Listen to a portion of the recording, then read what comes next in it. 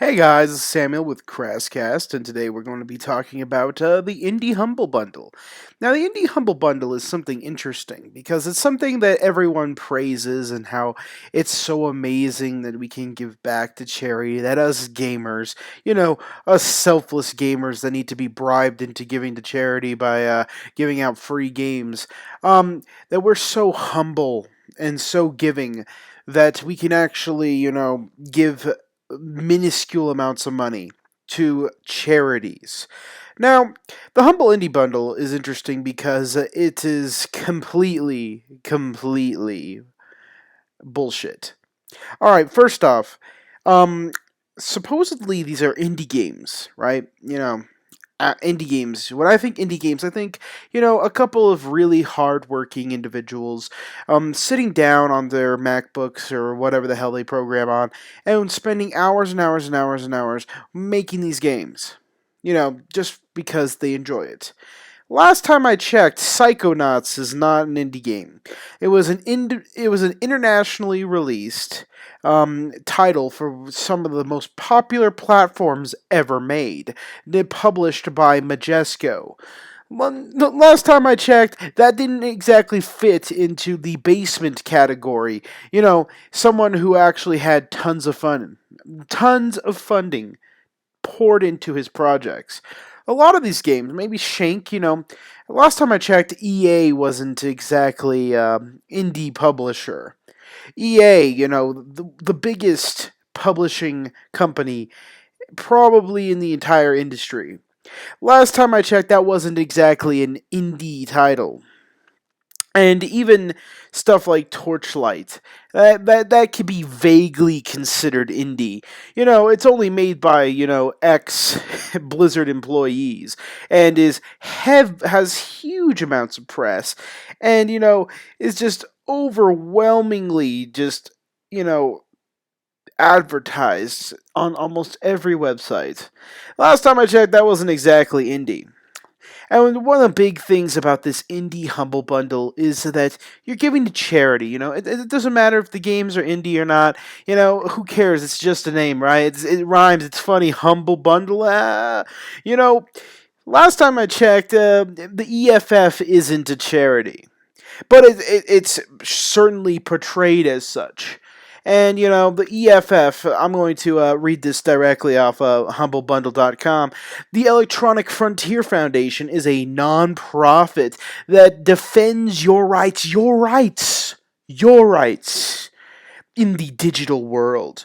Oh, I didn't realize that, this is Digimon and I needed my rights defended.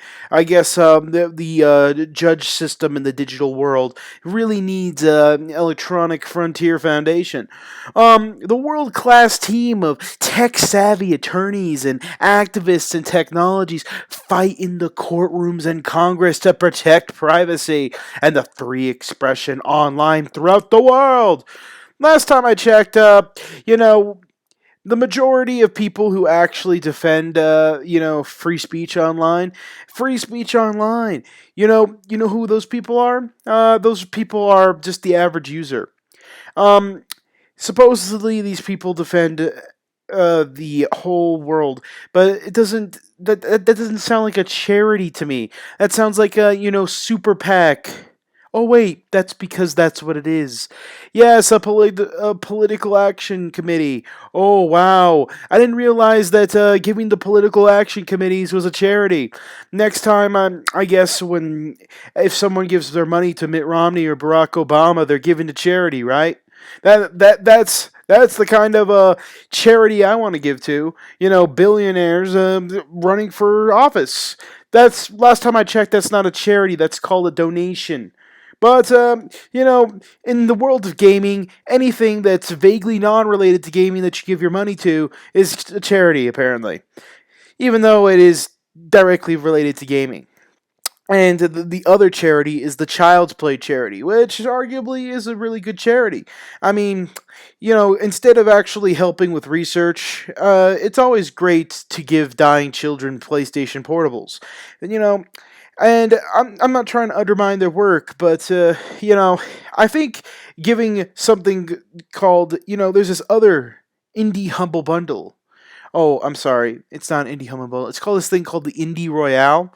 It's pretty much the same thing as the indie humble bundle, but you're actually helping indie games get money and pretty goddamn good indie games too. And you know what?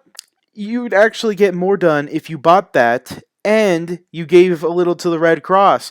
You know, those people in Louisiana that are actually, really hurting, the ones that are in FEMA camps? Or how about the people that are still recovering from the Japanese tsunami? Hmm? Or how about, all the other terrible disasters? Last time I checked, those might be a little bit more important than giving dying children PlayStation Portables.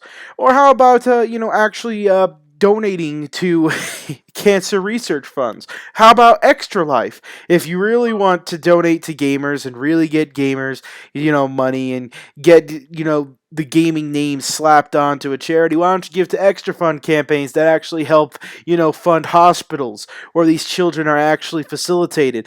Instead of, giving to something like Child's Play where, in all actuality, it does help out a little bit. I mean, nothing eases the pain of dying like, some Monster Hunter. But, maybe your money is better well spent not giving to political activist groups, having the money divided amongst the political activist group and Child's Play.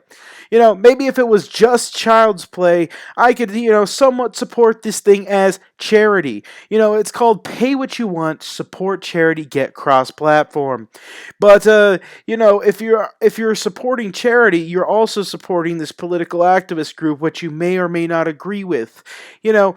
Not everyone has the exact same political opinions, and unless you're in the gaming world where your money doesn't actually matter who you give it to, political action groups, charities, they're the same shit. It doesn't matter as long as you get your 6 games or 7 games or 8 games or however many games is in this bundle. Never mind that this is actually just really brilliant advertising because it gets the games talked about and tons of money gets poured into this. But, let's look at the Humble Bundle here. How much charity actually goes into this? Alright, say you're going to give $25. Let's see the default split because most people won't give a shit to actually customize to give it all to charity. And if they did give it all to charity, it would actually be split amongst the political activist group and the charity. So let's see, the default split, the developers would get $16. Yes, the developers would still get most of the money. So the majority of people who actually don't try to, actually get, a lot of people don't give a shit about actually splitting it up into what they want. But the charity would get $5 of $25 in this default split. Even if you give it all to charity, it would be actually split between a political activist group, which you probably don't know anything about, don't actually study, and don't know actually what they do. So you're giving your money to a political activist group, you're giving your money to Penny Arcade, who gives them money to buy video games for, terminally ill children. But that is the world of the gamer. The gamer, anything is possible. You can give your money to charity. Well, like I said before, instead of actually giving it to real charities like the Red Cross, and I know the Red Cross may be a little scandalous with some of their directors keeping some of the money from Hurricane Katrina, but let's be honest here, at least if some of the money goes to actual FEMA support and actually people helping out for the hurricane stuff, it's a little bit more important than giving children, terminally ill children, PSPs, or funding a political activist group that you probably have no idea what they actually do. Just saying. I don't know. Maybe I'm crazy. Maybe I'm stupid. Maybe I'm an idiot. Maybe the EFF has actually done incredible things. But from what it sounds, it actually just funds lawyers and politicians. But who am I to say that lawyers and politicians don't need money? Lawyers and politicians, they probably absolutely need money. And maybe it is a charity because, there's probably a lot of unemployed lawyers and politicians, and there'll probably be a lot more unemployed politicians coming up this election. Let's hope so. All right, Samuel out.